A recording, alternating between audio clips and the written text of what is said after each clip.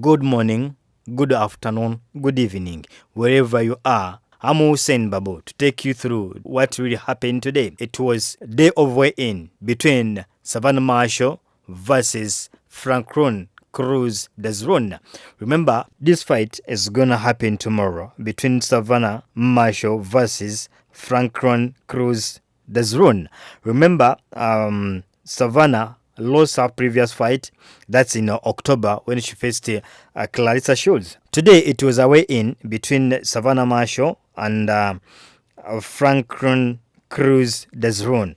But we need to know what really happened, what really took place during the weigh-in. I want to tell you, Savannah Marshall is a happier fighter at the super middle after comfortably weighing in for Saturday's undisputed world title bout against Franchon Crews-Dezurn in Manchester. The 32-year-old Briton hit the scales at 11 stone 13 lb with an American champion Crews weighing the same. Marshall moved up a division after losing her WBO middleweight title to Clarissa Shields in October. "This is more my natural weight," she told UPBC Boxing. "I always made weight, but it was always a tight squeeze for me. This time I have had more energy. I have been able to eat a lot more instead of cutting down as much.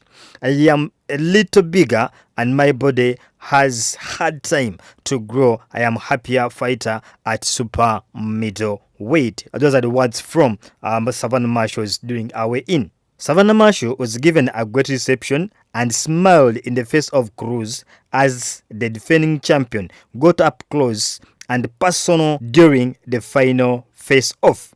Even after security stepped in to put some distance between the pair, Crews went back for a final verbal bite against Savannah Marshall. Marshall's plan is to win at all costs, while Crews said she was not worried about the famed punching power of a woman with 10 knockouts in 12 fights. "I went 12 rounds with a storied cheat. I am not worried about a first-place loser," she added. Liverpool's Natasha Jones successfully made weight for her IBF welterweight contest against Canada's Canned White, the chief support at Manchester AO Arena. Jonas is a unified light middle world champion, but is dropping down a division to fight for the vacant belt.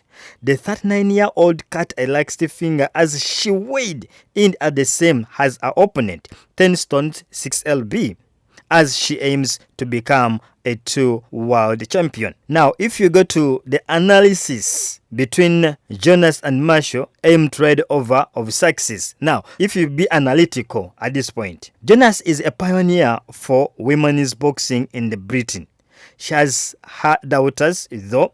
Some feel she has become a unified champion by targeting titles at light middle weight, where the depth of talent is not as strong. White is not expected to cause an upset. If Jonas does become a 2-division champion, she says she will target a Kate Taylor rematch or a shot at Chantel Cameron.